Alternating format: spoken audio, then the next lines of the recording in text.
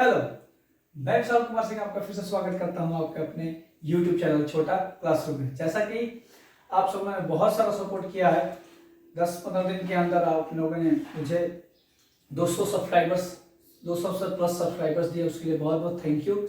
ऐसे ही आपका सपोर्ट मिलता रहे तो हम लोग और आगे तक बढ़ेंगे। ठीक है, तो टॉपिक पे वापस आते हैं। हम लोग पढ़ रहे थे आपका कंटेम्प्रेरी इंडिया क्लास 10 का जो बुक है, आपके ज्योग्राफी का जो पोर्शन है, उसमें हम लोग फर्स्ट चैप्टर पढ़ रहे थे रिसोर्सेज एंड डेवलपमेंट, जिसमें हमने रिसोर्सेज क्या होते हैं उनके बारे में पढ़ लिया था। फिर उनका क्लासिफिकेशन पढ़ा था, पॉइंट टू पॉइंट पढ़ा था, उसको इलेबोरेट कर रहे थे हम लोग। तो ऑन द बेसिस ऑफ आपका ओरिजिन हो गया था, on the basis of exhaustibility हो गया था, यानी कि कौन सी चीजें यूज करने के बाद खत्म हो जाते हैं या फिर कौन सी चीजों को हम यूज करके आपको दोबारा यूज में ला सकते हैं। ये सारी चीजें हम लोगों ने पढ़ लिया था। तीसरा आपका है on the basis of ownership, यानी कि किन किन चीजों पे, किन किन रिसोर्सेज पे किस किस संस्थाओं या फिर किन किन लोगों का अधिकार होता है, उसके हिसाब से हम लोग इसको पढ़ेंगे। तो वीडियो को स्टार्ट करते हैं आपके इस टॉपिक से, on the basis of ownership, classification of resources में on the basis of ownership. ठीक है, आपका पहला टाइप दिया है इसमें इंडिविजुअल, ठीक है, जिसको हम व्यक्तिगत बोल सकते हैं। ठीक है, व्यक्तिगत या निजी, ठीक, यानी कि इसको हम पढ़ेंगे these are also owned privately by individuals. Owned means होता है जिसमें मालिकाना हक किसी एक पर्टिकुलर पर्सन का होता है। ठीक है, किसी ऐसी आपका जो रिसोर्सेस है, जो आपके यूज की जो वस्तुएं हैं, उस पर किसी एक पर्सन, पर्टिकुलर पर्सन का क्या हो, अधिकार हो, उसको हम लोग क्या बोलेंगे, इंडिविजुअल रिसोर्सेज बोलेंगे। उनमें क्या क्या चीजें हो सकती हैं, आप देख सकते हैं, many farmers own lands which is allotted by government against the payment of revenue।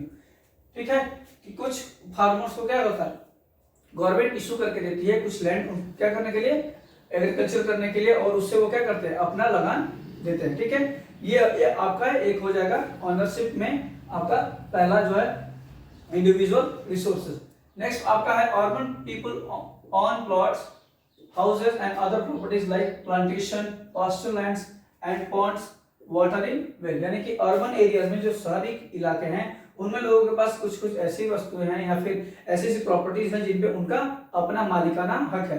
जैसे आपके प्लॉट्स हो गए, ठीक है, आपके पॉन्ड्स हो गए, कुछ लोग प्लांटेशन एरिया भी यानी कि बागानी वगैरह भी करते हैं अपने लैंड पे, वो सारी चीजें क्या हो जाएगी, उनकी इंडिविजुअल प्रॉपर्टी में गिनी जाएगी और इंडिविजुअल रिसोर्सेज के थ्रू के अंडर वो काउंट की जाएगी। ठीक है, नेक्स्ट आपका है जो कम्युनिटी ऑन रिसोर्सेज। कम्युनिटी से आपको पता चल जा रहा है कि कम्युनिटी का मतलब ये होता है जो सामुदायिक है, यानी कि सामाजिक हो, है ना, सार्वजनिक हो, जिसपे सारे समाज का इक्वल हक हो। ठीक है, जैसे all resources which are accessible to all the member of the community, यानी कि समुदाय में रहने वाले सारे लोगों के लिए जो चीजें अवेलेबल है, एक्सेसिबल है, वो सारी चीजें आपके कम्युनिटी ऑन रिसोर्सेज में काउंट की जाएंगी। ठीक है, such common grazing grounds, burial grounds, ponds in village. Villages में क्या होता है, कॉमन ग्रेजिंग ग्राउंड यानी चारागाह होते हैं। ठीक है, जो कॉमनली सबके यूज में आती है, जिसपे किसी एक का पर्टिकुलर ऑनरशिप नहीं होता है। फिर उसके बाद ब्यूरल ग्राउंड्स है, ठीक है, उसमें आपका पॉन्ड्स यानी कि पोखरे होते हैं। और अर्बन इलाके में होते हैं कुछ चीजें जो पब्लिक पार्क्स हो गए, picnic spots, playgrounds and other things, और जो वहां के लोकल लोग रह रहे हैं, वहां पे जो लोकल लोग यूज करते हैं, वो सारी चीजें क्या आएंगी आपकी कम्युनिटी ऑन रिसोर्सेज में आएंगी। जैसे आपका यहाँ पे अर्बन एरियाज में क्या दिया है, public parks, picnic spots and playgrounds. Next, national resources. These resources technically belongs to the nation. ठीक है, ऐसे रिसोर्सेज जो भी किसी एक पर्टिकुलर नेशन यानी कंट्री के पॉलिटिकल बाउंड्रीज के अंडर आती हो। ठीक, पॉलिटिकल बाउंड्रीज का मतलब ये होता है कि जो उसका जियोग्राफिकल कंडीशन है, जियोग्राफिकल सिचुएशन है, लोकेशन है, उस हिसाब से जिस कंट्री में जो सारी चीजें आपको रिसोर्सेज के तौर पर, जैसे मिनरल्स हो गए, रॉक्स हो गए, माउंटेन्स होंगे, वो सारी उनका हक किसका होता है, वो उसी पर्टिकुलर कंट्री का हक होता है। ठीक है, that has legal powers to acquire even private property for the national wellness. और गवर्नमेंट्स भी क्या कर सकती हैं, इन अगर किसी चीज की जरूरत पड़े जो आपके बाउंड्रीज के अंदर है, आपके बॉर्डर के अंदर है, उस पर क्या करना हो, लोगों की भलाई के लिए या फिर डेवलपमेंट का कोई एक हिस्सा हो, जिसमें क्या करना हो, गवर्नमेंट को कोई पॉलिसी या फिर कोई प्रोसेस लगाना हो, तो उनके पास क्या होता है, लीगल पावर होता है कि वो उस लैंड को या फिर उस रिसोर्स को एक्वायर कर सकता है for the wellness of nation, यानी कि लोगों के हित के लिए, देश हित, राष्ट्र हित में उसका उपयोग कौन कर सकता है, गवर्नमेंट। जैसे आप देख सकते हैं रोड्स हो गए, रेलवेज हो गए, कैनल्स हो गए, and all minerals water resources, ठीक है।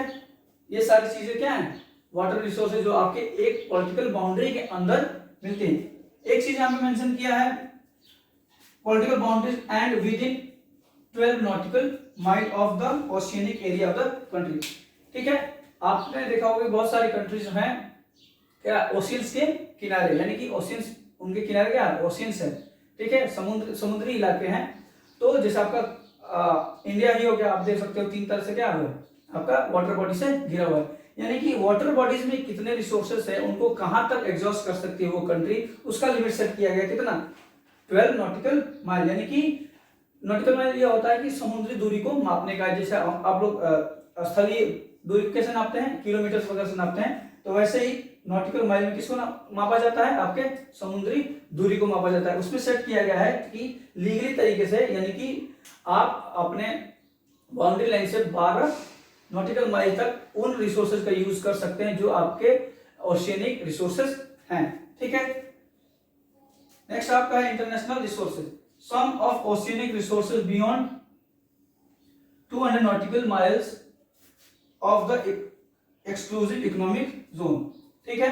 इंटरनेशनल रिसोर्सेज वो होंगे, यानी कि जो आपके एक आपका क्या होगा, नेशनल में क्या आ जाएंगे, 12 नॉटिकल माइल्स के भीतर जो भी सारी चीजें होंगी, आप उसको, वो कंट्री का पूरा हक है कि वो तो उसको यूटिलाइज कर सकती है। लेकिन कुछ बाउंड्रीज सेट की गई, कितना, 200 नॉटिकल माइल्स, यानी कि कुछ जो है आपकी इंटरनेशनल इंस्टीट्यूशंस है वो क्या रिसोर्सेज का यूज करने के लिए कि एक्सेस यूज ना हो, ठीक है, उसके लिए एक लिमिट सेट किया गया है कि वो सारी चीजें जो कितने होंगी, 200 नॉटिकल माइल्स के अंदर, सेम उसी, यानी किसी कंट्री के कोस्टल एरिया से लेकर 200 नॉटिकल माइल्स तक जो भी रिसोर्सेज होंगी, excluding 12 nautical miles. 12 nautical miles का मतलब क्या है कि 12 नॉटिकल माइल्स उस प्रॉपर कंट्री का, पर्टिकुलर कंट्री का होगा मालिकाना हक उन रिसोर्सेज पे, और उसके बाद जो, यानी कि 200 नॉटिकल माइल्स तक जो भी रिसोर्सेज होंगी उस पे इंटरनेशनली कोई एक